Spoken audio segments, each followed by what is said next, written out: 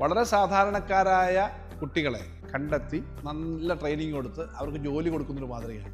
IT രംഗത്ത് വളരെ പ്രശസ്തമായ സോഹോ എന്ന സ്ഥാപനം കൊട്ടാരക്കരയിൽ വന്നു എന്നുള്ളത് വലിയൊരു നേട്ടമാണ്. സോഹോ എന്ന സ്ഥാപനം കൊട്ടാരക്കര പോലൊരു സ്ഥലത്ത് എന്തുകൊണ്ട് വന്നു, ഇതെങ്ങനെയാണ് അവർ വന്നത് എന്ന ന്യായമായ സംശയം എന്നോട് പല ഉയർന്ന IT പ്രൊഫഷണൽസും ഗവൺമെൻറ് സെക്രട്ടറിമാരും മന്ത്രിമാരും തന്നെ ചോദിക്കുകയുണ്ടായി. അത് വളരെ സിമ്പിളാണ്. ഈ സോഹോയെ സംബന്ധിച്ച് ഞാൻ മനസ്സിലാക്കിയത് IT രംഗത്ത് പ്രവർത്തിക്കുന്ന പലരിൽ നിന്നാണ്.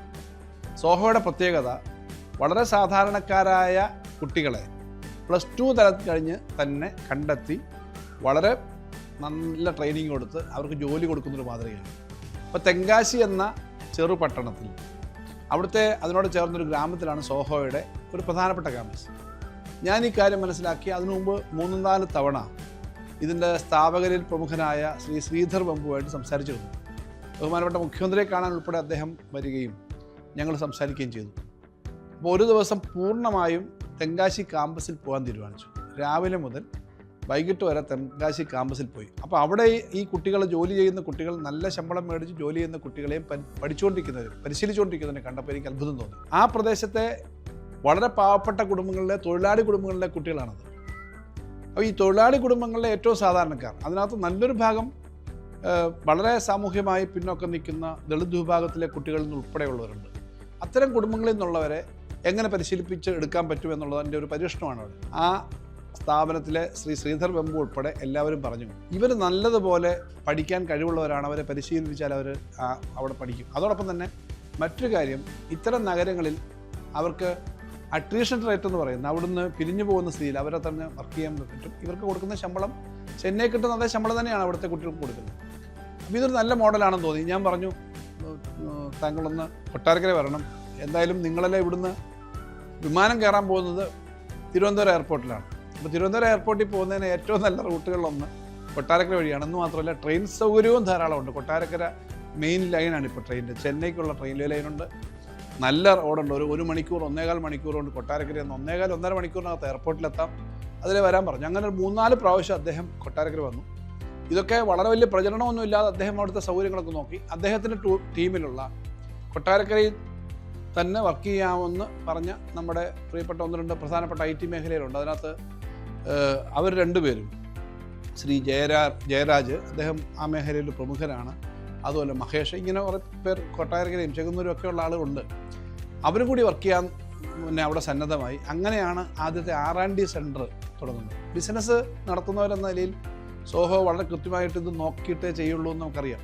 R&D സെൻറ്റർ നമ്മുടെ startup mission CEO Sri Anoop Ambika, IT secretary തുടങ്ങിയവരുമായിട്ട് സംസാരിച്ച് അവിടെ ഒരു ചെറിയ സംവിധാനം 50 പേർക്ക് പ്രവർത്തിയെടുക്കാവുന്ന ഒരു സൗകര്യം IHRD ക്യാമ്പസിലുണ്ടാക്കി. അതാണ് R&D സെൻറ്റർ. ഈ R&D സെൻറ്റർ തുടങ്ങി അതിൻ്റെ ഉദ്ഘാടനം ചെയ്യാൻ 50 പേര് മാത്രം ജോലി ചെയ്യുന്നൊരു സ്ഥലത്ത് അതിൻ്റെ ഉദ്ഘാടനത്തിന് ബഹുമാനപ്പെട്ട മുഖ്യമന്ത്രി വന്നു എന്നുള്ളതാണ് ഏറ്റവും പ്രധാനപ്പെട്ട കാര്യം. അദ്ദേഹം കൊട്ടാരക്കരയിൽ മറ്റൊരു പരിപാടിയായിട്ട് വന്നപ്പം ഇത് ഞാൻ അദ്ദേഹത്തോട് പറഞ്ഞു, ഇത് വലിയ സാധ്യതയുള്ളൊരു കാര്യമാണ്. അദ്ദേഹം സമ്മതിച്ചു. അതോടുകൂടി ഗവൺമെൻറ് എത്രത്തോളം ഈ കാര്യത്തിനകത്ത് താല്പര്യമെടുക്കുന്നു എന്നുള്ളത് വ്യക്തമായി ഈ കമ്പനിക്കാർക്ക്.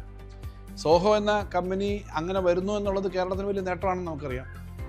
അങ്ങനെ അവർ വന്നു, അവിടെ ആരംഭിച്ചു. അവർ ആദ്യം തൊട്ട് തന്നെ ആളുകളെ പരിശീലനത്തിന് റിക്രൂട്ട് ചെയ്യാൻ വിളിച്ചപ്പോൾ അവർക്ക് ആവശ്യമുള്ളതിനേക്കാൾ എത്രയോ അധികം കുട്ടികൾ, ചെറുപ്പക്കാർ അവിടെ ജോലിക്ക് വന്നു. അങ്ങനെ അവർ ആദ്യ ബാച്ചിലും എടുത്തു, 2ാം ബാച്ചിൻ്റെയും തുടങ്ങി. അവർക്ക് പരിശീലനം കൊടുത്തു. എല്ലാവരും നല്ലപോലെ ജോലി ചെയ്യാൻ പറ്റുന്നവരാണ്. ആ സമയത്ത് കൊട്ടാരക്കരയോട് ചേർന്ന് നെടുവത്തൂരിൽ ഒരു 3.5 ഏക്കർ സ്ഥലം, നല്ല പുതിയ ബിൽഡിംഗ് ഉൾപ്പെടെ അവിടെ IIT എന്ന് പറയുന്നൊരു സ്ഥാപനം നടത്തിയിരുന്നതാണ്. ചാർട്ടേഡ് അക്കൗണ്ടൻസിനെ പരിശീലിപ്പിക്കുന്ന സ്ഥാപനം. അവരുടെ ആ സൗകര്യം ഇവർക്ക് കൊടുക്കാനായിട്ട് തയ്യാറായി. അങ്ങനെ അവർ തമ്മിൽ ധാരണയായി. അവർ ആ സ്ഥലം മേടിച്ചു. അത് വളരെ മനോഹരമായി. അതിൻ്റെ 250 പേരോട് വിരിക്കാൻ പറ്റുന്ന ഒരു ക്യാമ്പസായിട്ട് അത് മാറ്റി. അതിൻ്റെ ഉദ്ഘാടനത്തിന് ബഹുമാനപ്പെട്ട മുഖ്യമന്ത്രി വന്നു. അപ്പോൾ കേരളത്തിലെ ഗവൺമെൻറ്റിൻ്റെ മുഖ്യമന്ത്രി ഉൾപ്പെടെയുള്ള മന്ത്രിമാരുടെ, മന്ത്രിസഭയുടെ, ഗവൺമെൻറ് സെക്രട്ടറിമാരുടെ ഒക്കെ ഇക്കാര്യത്തിലുള്ള താല്പര്യം ഈ കമ്പനിക്ക് വ്യക്തമായി. മറ്റ് സ്ഥലങ്ങളിലൊന്നും അങ്ങനെ ഇത്രയും കിട്ടുമോ എന്ന് എനിക്കറിയില്ല. പക്ഷേ ഇവിടെ ഇവർ വന്നു. ഈ കമ്പനിയുടെ പ്രത്യേകത, ഇപ്പം നിങ്ങൾ അമേരിക്കയിൽ പോയി കഴിഞ്ഞാൽ പോലും അവിടുത്തെ മെട്രോ ട്രെയിനിൽ സോഹോ പേജസും സോഹോ അക്കൗണ്ടിങ്ങിൻ്റെ ഉപയോഗിക്കുന്ന സാധനങ്ങളുടെ ഒക്കെ പരസ്യമുണ്ട്. അത്രയും വലിയൊരു കമ്പനിയാണ്. 10,000 കോടി ടേൺ ഓവറുണ്ട്. പക്ഷേ അതിൻ്റെ മറുവശം, ഈ സോഹോ വന്നാൽ എന്താ കൊട്ടാരക്കരക്കാർ ഗുണമെന്നൊക്കെ ചിലരുടെ ഇടയ്ക്ക് ചോദിച്ചിരുന്നു. ഇപ്പോൾ ആരും ചോദിക്കുന്നില്ല. ഞാൻ പറഞ്ഞല്ലോ, ഏറ്റവും സാധാരണക്കാരായ തൊഴിലാളികളുടെ വീട്ടിലെ കുട്ടികളെ +2 ഉൾപ്പെടെ കഴിഞ്ഞ് പരിശീലിച്ച് IT എക്സ്പേർട്സ് ആക്കുന്ന ഒരു വലിയ സമ്പ്രദായം തെങ്കാശിയിൽ അവർക്കുണ്ട്. അപ്പോൾ കൊട്ടാരക്കരയ്ക്കും ചുറ്റുപാടും ആ സാധ്യതയുണ്ട്. നമ്മുടെ സാധാരണ വീടുകളിലെ കുട്ടികൾക്ക് ഈ രംഗത്തേക്ക് വരാൻ പറ്റുന്നൊരു മേഖലയാണ്. ഇങ്ങനൊരു സോഹോ പോലൊരു കമ്പനി വന്നു കഴിഞ്ഞാൽ അതിന് ചുറ്റുപാടും ധാരാളം IT കമ്പനികൾ വരും. കാരണം ഇവർ വളരെ പ്രധാനപ്പെട്ട കമ്പനിയാണ്. കൊട്ടാരക്കരയിൽ അവിടെ തുടങ്ങിയിരിക്കുന്ന ക്യാമ്പസിൽ തന്നെ വളരെ പ്രധാനപ്പെട്ട റോബോട്ടിക്സ്, നമ്മുടെ സെമി കണ്ടക്ടർ മാനുഫാക്ചറിങ്ങിൻ്റെ റിസർച്ച് നടത്തുന്ന സ്ഥാപനം, ഹ്യൂമനോയിഡ് റോബോട്ടിക്സ് മാത്രമല്ല ഇൻഡസ്ട്രിയൽ റോബോട്ടിക്സിൻ്റെ, ഡ്രോണിൻ്റെ ഒക്കെ റിസർച്ച് ചെയ്യുന്ന പല കമ്പനികളും അവരുമായിട്ട് ചേർന്ന് അവിടെ സഹകരിക്കുന്നു. ഡൽഹിയോ ബോംബെയോ ഹൈദരാബാദോ ബാംഗ്ലൂരോ പോലുള്ള നഗരങ്ങൾ വളരെ വലിയ ശ്വാസം മുട്ടുന്ന നഗരങ്ങളാണ്. ഇനി തിരുവനന്തപുരം, കൊച്ചിയും കോഴിക്കോടും മാത്രമല്ല, നമ്മുടെ 2ാം നിര നഗരങ്ങളിൽ ഏറ്റവും എഡ്യൂക്കേറ്റഡ് ആയിട്ടുള്ള ആളുകളുണ്ട്. അവർക്ക് എല്ലാ വിദ്യാഭ്യാസ സൗകര്യമുണ്ട്, നല്ല എക്സ്പീരിയൻസ് ഉണ്ട്.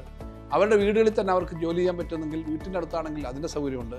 നമുക്ക് ഇൻ്റർനെറ്റ് ഫെസിലിറ്റിയും വൈദ്യുതിയും മറ്റു കാര്യങ്ങളെല്ലാം ഉണ്ട്. അപ്പം അതുകൊണ്ട് ചെറുനഗരങ്ങൾക്ക് വലിയ സാധ്യതയാണ് ഇനി എന്നുള്ളതാണ് നമ്മുടെ IT മേഖലയുടെ പ്രത്യേകത. ഏറ്റവും കുറഞ്ഞൊരു 5000 പേർക്കെങ്കിലും നമ്മുടെ സാധാരണ കുടുംബങ്ങളിൽ നിന്നുള്ള കുട്ടികൾക്ക്, വിദ്യാഭ്യാസം കഴിഞ്ഞ കുട്ടികൾക്ക് അടുത്തൊരു 5-8 വർഷത്തിനകം 10 വർഷത്തിനകം കൊട്ടാരക്കരയിൽ പുതിയ ജോലി കിട്ടാനുള്ള സാധ്യതയുണ്ട് എന്ന് മനസ്സിലാക്കിയിട്ടാണ് നമ്മൾ ഈ ഒരു പ്രവർത്തനം നടത്തിയത്. അപ്പോൾ അവിടെ ഞാനെടുത്ത കാഴ്ചപ്പാട് ഏറ്റവും സാധാരണ തൊഴിലാളികൾ, കശുവണ്ടി തൊഴിലാളികൾ, തൊഴിലുറപ്പ് പദ്ധതിയിൽ പോകുന്നവർ, മറ്റുള്ള അതുപോലുള്ള ആളുകൾക്കൊക്കെ തൊഴിൽ കിട്ടുന്ന പല പദ്ധതികളും നടത്തുന്നതിനൊപ്പം ആ വീടുകളിൽ നിന്ന് പഠിച്ചു വരുന്ന കുട്ടികൾക്ക് ഏറ്റവും ആധുനിക തൊഴിലൂടെ കിട്ടുക എന്ന് പറയുന്നത് വളരെ പ്രധാനപ്പെട്ട കാര്യമാണ്. അതിനുള്ള ഒരു വലിയ വഴി തെളിയിക്കലാണ് സോഹോ വന്നത്. സോഹോ വന്നു, അതിൻ്റെ തൊട്ടു പിന്നാലെ വർക്ക് നിയർ ഹോം എന്ന് പറയുന്ന വലിയൊരു ക്യാമ്പസ് ഇവിടെ വന്നു. അവിടെയും അവിടെ ആകെയുള്ള 150ഓളം വരുന്ന സീറ്റുകളിൽ പകുതിയിലധികം ആളുകൾ ഇപ്പോൾ ഓക്യുപ്പൈ ചെയ്ത് എടുത്തു കഴിഞ്ഞു. അതിൻ്റെ തുടർച്ചയായിട്ട് IT പാർക്കും നമ്മുടെ കൊട്ടാരക്കരയിൽ വരുന്നു. നേരത്തെ തന്നെ പ്രഖ്യാപിച്ചിരുന്നതാണ് ഒരു IT ഇടനാഴി. കൊല്ലവും കൊട്ടാരക്കരയൊക്കെ അതിനകത്ത് വരും. അങ്ങനെ വരുമ്പോൾ 1,00,000-ലധികം സ്ക്വയർ ഫീറ്റുള്ള ഒരു IT പാർക്കാണ്. അതിൻ്റെ ടെൻഡറിൻ്റെ എല്ലാ ഫൈനലൈസേഷൻ കഴിഞ്ഞ് അതും വരികയാണ്. അപ്പോൾ ഇതെല്ലാം വരുമ്പോൾ നമ്മുടെ ഈ നാട്ടിൽ ഇതൊക്കെ പറ്റും. ഇത്രയേറെ ആൾക്ക് ജോലി ചെയ്യാൻ പറ്റുന്ന സൗകര്യങ്ങളുണ്ടാവാം. അതിനുള്ള പശ്ചാത്തലമുണ്ട്, കമ്പനികൾ വരുന്നുണ്ട്. ഈ കാര്യങ്ങൾ മുന്നോട്ട് പോകാനാണ് സോഹോയുടെ വരവോടുകൂടി കാര്യങ്ങൾ നടത്തുന്നത്. കൊട്ടാരക്കര ആഗ്രഹിച്ചത് LDF സാധ്യമാണ്. കൊട്ടാരക്കരയുടെ വിശ്വാസത്തിനൊപ്പം എന്നും ഉണ്ടാകും.